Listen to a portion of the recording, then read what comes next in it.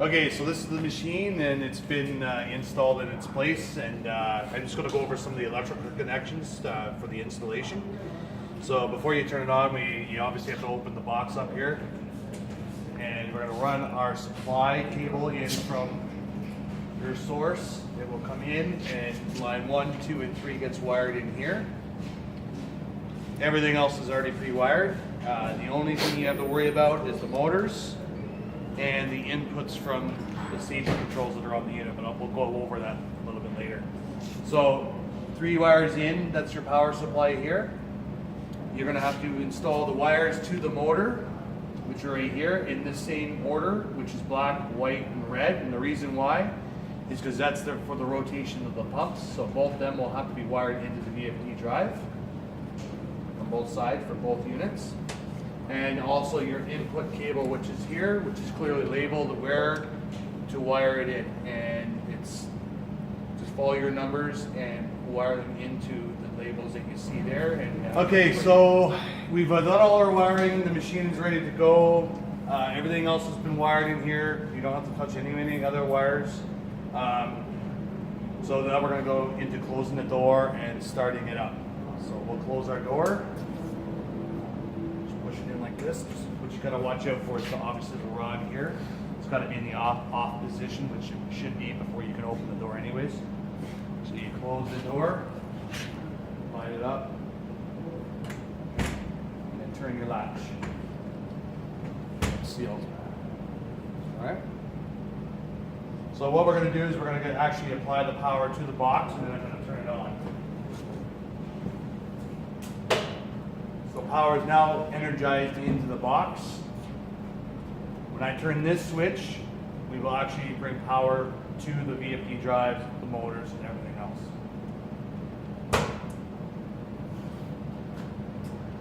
The drives will not turn on unless the switches are in auto. Okay, so this system is designed, there's 2 12-gallon minute pump systems, and what they will do is you will use up to 3 guns, and then the second pump will kick in, and then they will balance themselves off of the speed. That's the idea.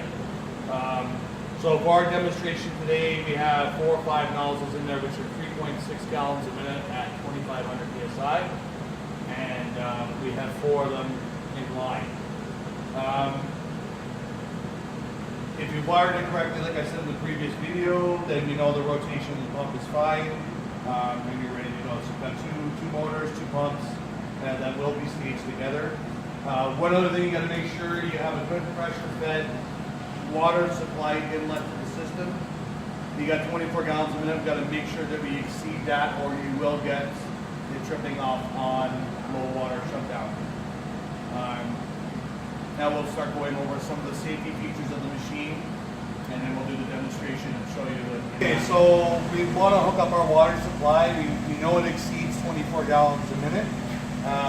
The water hookup for this machine here is at the back on this bar right here. It's 1.25 inch bar. So right here, so you plug your supply hose in here, and it runs through all your safeties and then splits off into both pumps. So one hose goes there to that pump, and the other hose goes over to the other pump. So that's your water supply. So it's one inlet connection for both. Okay, so here's some of the safety features we have on this machine. We'll start off with the first one, which is the low water shutdown, which is this pressure switch right here. So in the event that you're not able to supply enough water to the machine, it will trip off, and you will see low water protection on the VFD screen, so you know exactly what has happened. You didn't feed enough water, and it will trip it off, and that protects it from cavitating the pumps and damaging the seals. The second safety feature we have is the high temp shutdown.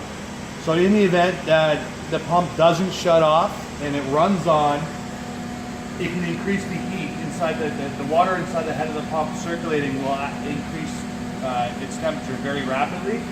So when it hits about 145 degrees Fahrenheit, it will trip off on high temp and will shut the machine down, so you don't do damage, further damage to the seals that are inside the head of the pump. And you will see high temp shut down on the screen of the VFD. and you have to make sure that the system is cooled down before you can reset it and continue. Another feature we have on this is the SRA tank. What this tank is designed for is to keep a charge on the supply line going into the pump. In other words, it keeps it smoother instead of having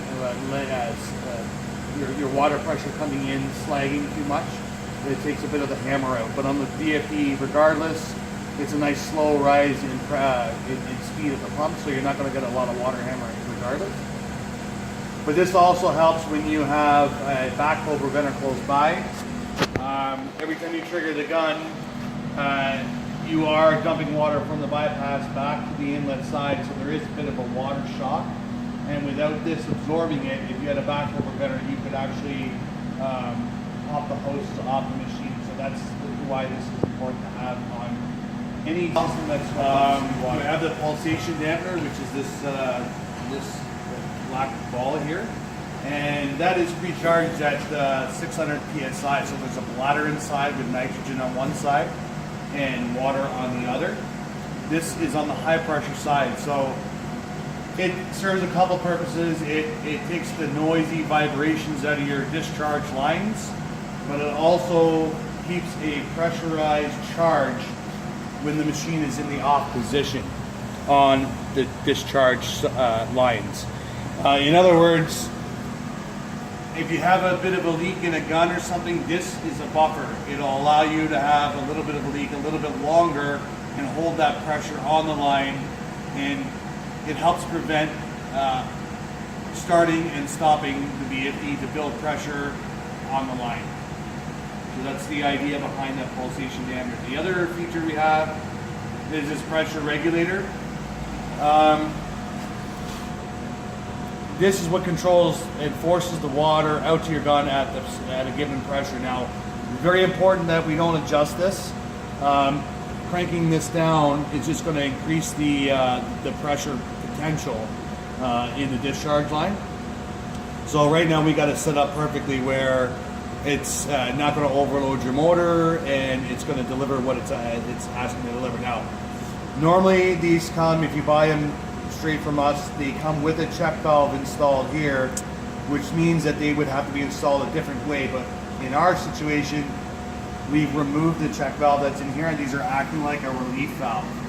So just keep that in mind if you ever change this item here, that you have to remove the check valve, which is underneath this nut. You separate it from the body, and you can remove the check valve from there, and then you can plug it up, and then you can use it just like this. All right. Couple things with this: if you crank too much, if you increase more or put more spring tension on it, when you go to shut off the gun, you're going to see it spike up very rapidly and go above your pressure set point, and then you can start getting high amperage problems. You could blow fuses, and you'll see probably an overcurrent on your screen in the VFD. So we want it set just perfectly. Now the other problem as well is if you set them too low. Okay, so the unloader, that's one part, is if you go too high on it, and what kind of problems you can have. But there's also another problem if you're too low. If you haven't increased your unloader to the proper set point, the motor is going to try to make up that pressure, and if it can't get there, all that water is going to be going into bypass, and it will run full speed, and you will wear the regulator out very, very fast. And you won't be able to get to the pressure you want, and you'll probably end up going into over temperature because of the cycling water. So not only is going too high bad, but going too low is just as bad, or even probably worse, I would guess. Now, that being said, these pumps are set up at a pressure at 2,500 psi at 12 gallons a minute each. Okay, so because of the regulator, we like to set a little bit higher than our set point. We actually increase the horsepower on our motors to compensate for the extra tension to make sure that they seal up. Anyways, Now the next, going from the unloader, we're going to go into, obviously this is your pressure gauge, so you can read your pressure reading and all that stuff. So that's pretty straightforward. But this here, these two devices here, these are the transducers. So these transducers are the brains of everything on the machine.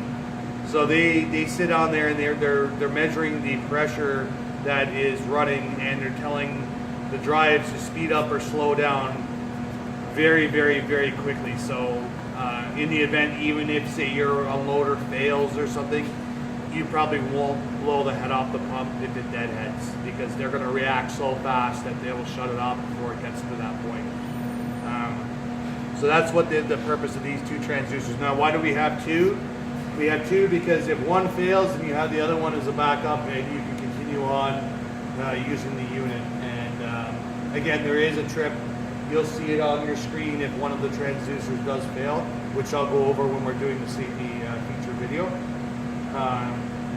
But the idea is to limit downtime and keep at least one pump running at all times. And that's why we've gone with two transducers on this. Okay, so we've now installed our machine. We got the power in, we got the water in, we've gone over the safety features. We got the water coming in. So now we have it all energized right now. We got our screens on the VFD here like this, and our switches are still to off. So we're going to go over the operation of the Canyon Auto right now. So if you look at the screen, we're showing 2,500 PSI on the top. That is the desired pressure that we want to run when we're running our system. The one below it is the 49 PSI. Now what that is what the system is actually running. And right now, since the system is off, we only have city water pressure coming in, so that's why we're showing the 49 PSI, right? Once the system starts to run, that amperage, there's 0.0 amps, will obviously increase with the amount of amperage it's taking to do the work that we're asking it to do. All right? Now the hand, when you look at the switch here, we got three positions. We got a hand, off, auto. Users should only use this machine in auto. Hand is for the service technician that comes in and needs to do a quick test to see if the pumps are building pressure, if the motors are kicking on, and just it gives you a 2-second glimpse into what is actually happening with the system. You should never use it in hand, because what will happen as soon as I turn the switch to hand, I'm starting my drive up and it runs the pump continuously no matter what. Problem with that is if you leave it running too long, you're going to end up getting a high temperature, you're going to ruin your regulators, you're going to ruin your seals, and things like that. So you don't really want to use it in hand ever. Auto only for normal operations. But I'm going to show you what the hand switch does. As soon as I turn the switch to hand, what will happen is my VFD will start to run my motor at a low RPM. And it will start to build pressure on the discharge line regardless of anyone using it. And it will keep running all day long as it's in the hand mode. So again, under normal operating circumstances, you want it in the auto position at all times. So I'm going to turn it to hand. It's going to turn on and run at a low RPM.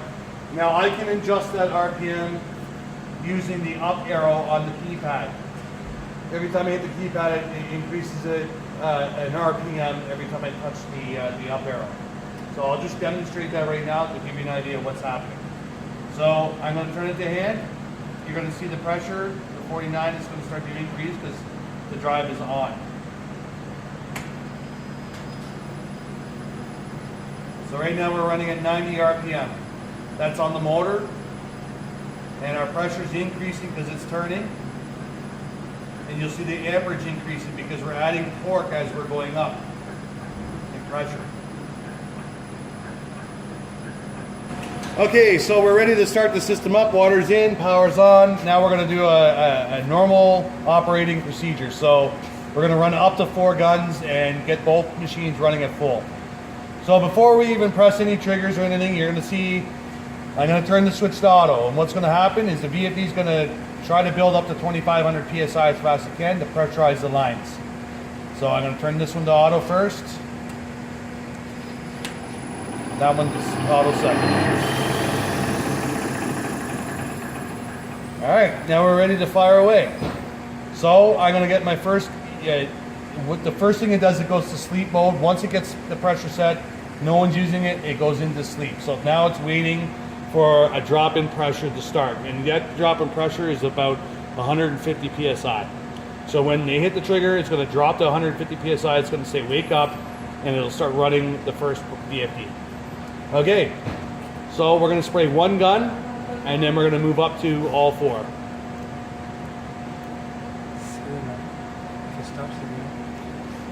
Okay, fire one gun.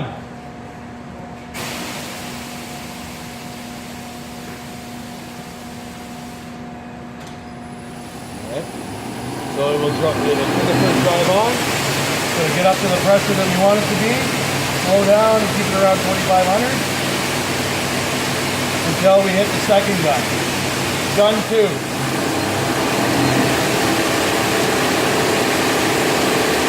Notice the second drive hasn't turned on yet.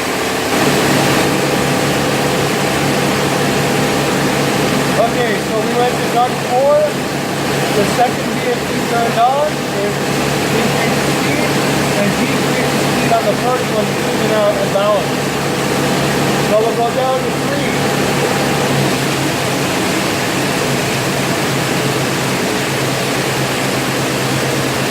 2.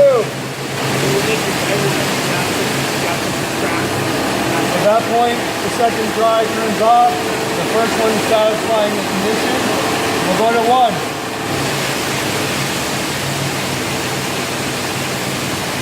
And 0. And that's back to sleep again. Okay, so we're going to demonstrate what a low water shutdown looks like. So I'm going to get the guns running, and then I'm going to shut the water off slowly until it trips. And you should see low water shutdown. Okay, fire away.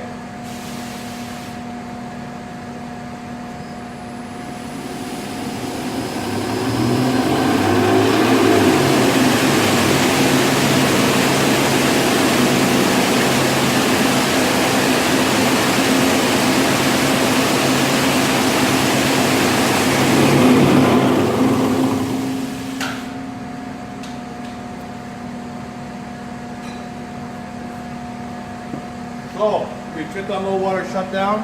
You can see it, low water protection is enabled. We have the fault on both. It's not going to change until you hit the reset on both. Reset, reset.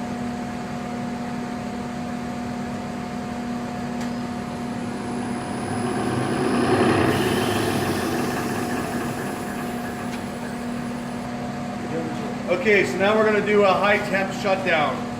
So I'm going to get the guns running again, and then I'm going to trip it on a high temp. Okay.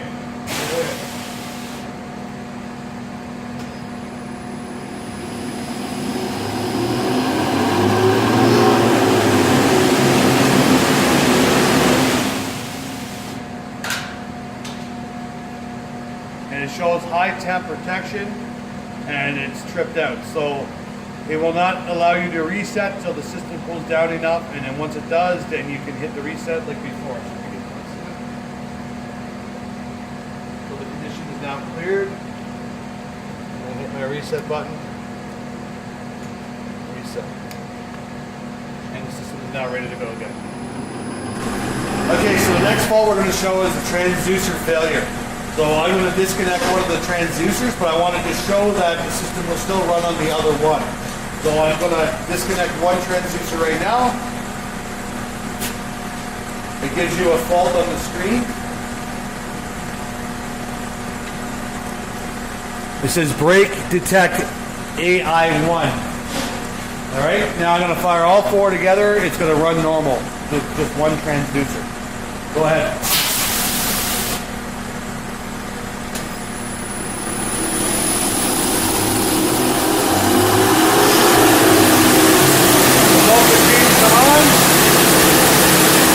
And it's still running. All right.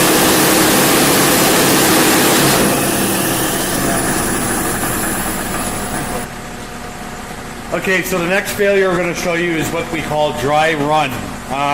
What dry run is if it can't build pressure and it can't get the 35% torque, which you can change all this stuff in the settings, it will trip off. So it's similar to like a broken pipe or a complete blowout of some kind of a hose. So in order for us to do that here, I'm going to have to shut off one of the pumps to do it, because I don't want the other one to turn on. And right now our timer is set at around 20 seconds before we'll actually trip on that. So I'm going to get the guys to fire up all 4 guns plus the second barrel on each.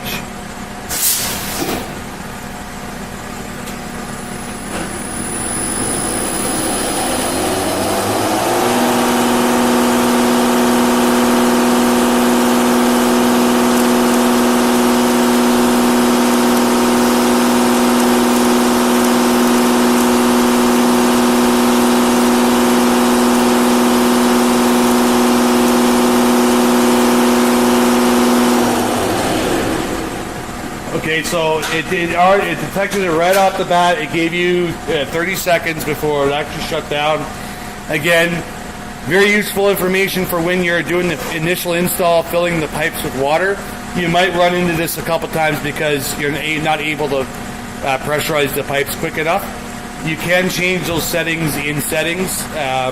Very simple to do. You can make it 10 seconds if you want, or 2 minutes if you want. But in this case, it's set at 30 seconds. It's right from the factory.